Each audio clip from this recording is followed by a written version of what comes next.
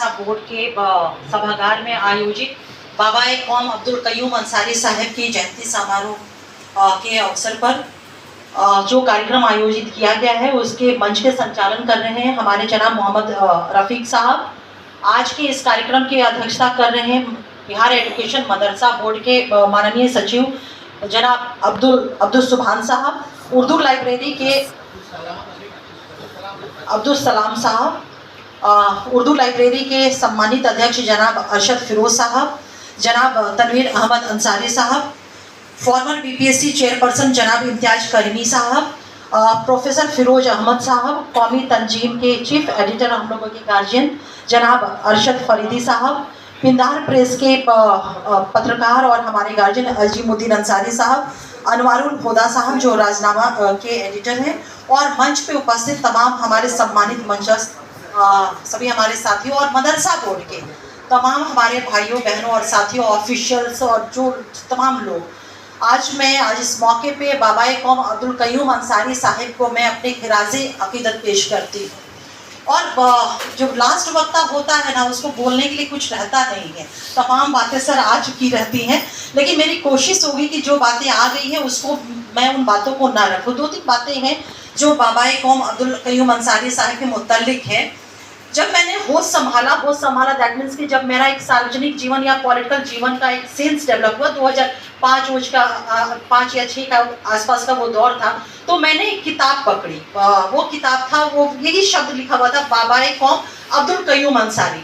तो मैं मरहूम अब्दुल कयूम अंसारी साहब का नाम जब भी लेती हूँ तो वो एक एक्सीलेंट मेमोरी में है कि बाबाए कौम मुझे लगाना है, वो बचपन चाइल्डहुड की वो चीज़ें हैं। तो मैंने उनको बहुत तफसील से पढ़ा और उनकी जो व्यक्तित्व रहा है, उनकी जो जीवन यात्रा रही है, वो एक गहरा छाप मेरे मन मस्तिष्क पर या कहीं मेरे थॉट्स पे वो चीज़ें रही हैं। और यही कारण है कि एक समय गुजरा, 15-17 साल गुजर गए 2005 के बाद से देखें तो जो हम लोग का काम करने की जो हमारी शैली रही या सोचने का तरीका रहा है आवाम के प्रति, तो कहीं ना कहीं बाबाए कौम अब्दुल कयूम अंसारी साहिब की जो सोच थी, जो उन्होंने एक दिशा और दशा सोसाइटी को दिया था, उसको पूरी कोशिश हम लोग करते हैं कि उसको फॉलो करें, क्योंकि वो तरीका इंसानियत का तरीका था, वो तरीका वो था, वो उनकी सोच वो थी जो देश का आइन इक्वालिटी की बात करता था। उन्होंने पूरा जीवन, जब तक उनकी जिंदगी रही, हम लोग जब उनकी जिंदगी को देखते हैं, उनके स्ट्रगल को देखते हैं, तो उन्होंने पूरा जीवन समता मूलक समाज यानी समाज में इक्वालिटी स्थापित करने का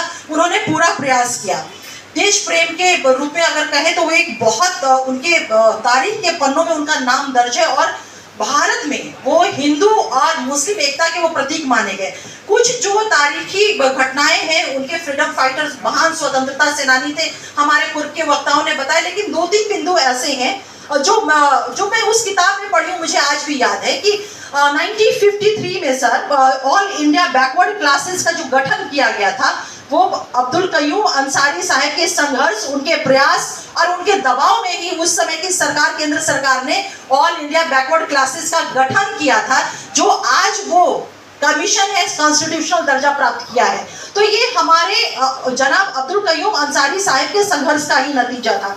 दूसरी चीज, 1947 में जब देश का बंटवारा हो गया था, जब उन्होंने मोहम्मद अली जिन्ना के 2 नेशन थ्योरी का विरोध किया था, उन्होंने विरोध उनका किया था, उनकी सोच का विरोध किया था। जिन्ना के विरोध करने की सलाहियत उस वक्त देश के किसी भी मुसलमान के नेताओं में नहीं थी। वो गट्स, वो ताकत हमारे अब्दुल कयूम अंसारी साहब में थी कि उन्होंने ना सिर्फ जिन्ना के 2 नेशन थ्योरी का विरोध किया, बल्कि उनका भी विरोध किया था।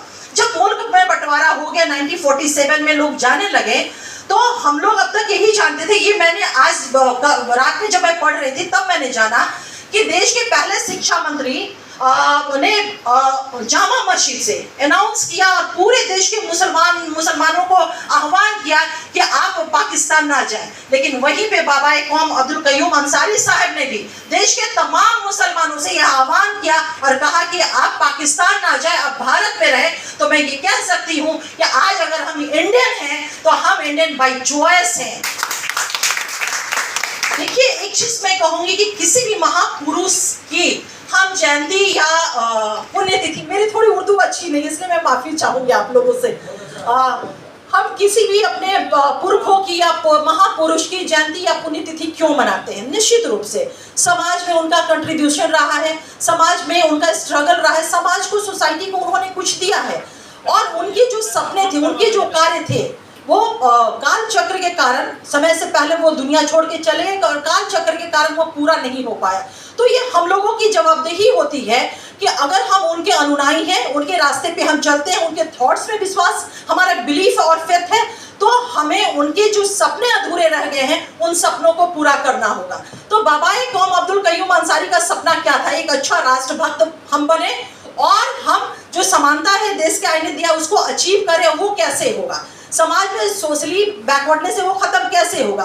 हम इकोनॉमिकली, सोशली, एजुकेशनली, पॉलिटिकली समान हो, इसके लिए हमें संघर्ष करना होगा। और एक चीज जान लीजिए, किसी भी समाज का सामाजिक, आर्थिक और राजनीतिक विकास तब तक नहीं हो सकता है जब तक मानसिक विकास नहीं हो, और मानसिक विकास के लिए बहुत जरूरी है कि उस समाज में शिक्षा का विकास हो। तो शिक्षा पे उन्होंने बहुत जोर दिया है। और एक चीज और, हम लोग जो कम्युनिटी है, हमारी जो मुस्लिम कम्युनिटी है, हम लोग कोई बहुत बड़े जागीरदार लोग नहीं, मैक्सिमम पॉपुलेशन 1-2% लोगों को अगर छोड़ दिया जाए सर, तो सब श्रमिक वर्ग है, हम लोग मेहनत कश लोग हैं, मेहनत करके अपने परिवार को और अपने जीवन को हम चलाते हैं। तो आप सोचिए कि हमारे मेहनत के बल पे समाज का निर्माण होता है, हमारे मेहनत के ताकत पे राष्ट्र का निर्माण होता है, हमारे मेहनत के बल पे ये भारत जो है सशक्त भारत होने का दावा करता है। तो हम मेहनत कश लोगों के, हम मेहनत कश बच्चों के अगर खून में तालीम का अगर दौरान हो जाए तो सोचिए कि हमें छूने वाला कोई हो सकता है। जो सपना बाबाए कौम अब्दुल कयूम अंसारी साहब ने देखा उसे हम पूरा कर सकते हैं। तो हम यही कहेंगे कि हमें अपने महापुरुषों को अकीदत पेश करना है तो अपने बच्चों को अच्छी तालीम और तरबियत देनी होगी। और मदरसा बोर्ड की मैं तारीफ करूंगी। अभी सर बोल रहे थे कि यहाँ बहुत अच्छे बच्चे जो हैं बहुत साफ सुथरा होते हैं, बहुत अच्छी यहाँ तालीम मिलती है। बहुत अच्छी तालीम इसलिए है क्योंकि यहाँ तालीम के साथ साथ तरबियत भी है। आपने सुना होगा तालीम और तरबियत, शिक्षा और दीक्षा क्या है ये? तालीम के साथ साथ तरबियत जब जुड़ता है तो इंसान एक उसकी पर्सनालिटी जो है होती है बहुत निखर करके सामने आती है। तो मदरसा बोर्ड वही करता है, तालीम के साथ साथ एक अच्छी तरबियत, एक अच्छी इस्लामिक तरबियत देता है जिससे वो एक भारत का बहुत ही शानदार सिटीजन बनकर के वो सामने आते हैं। तो मैं इन्हीं बातों के साथ बहुत कुछ ना कहकर अपनी बातों को खत्म करूंगी। एक मजाज साहब का बहुत ही अच्छा शेर है और मुझे लगता है कि वो बोल करके ही मैं खत्म करूं कि जलाले आतिश वो बर्क वो साहब पैदा कर, अजल की काक उठे वो सबाक पैदा कर, तू इनकलाब की आमद का इंतजार न कर, तू इनकलाब की आमद का इंतजार न कर, जो हो सके अभी एक इनकलाब पैदा कर। बहुत बहुत शुक्रिया।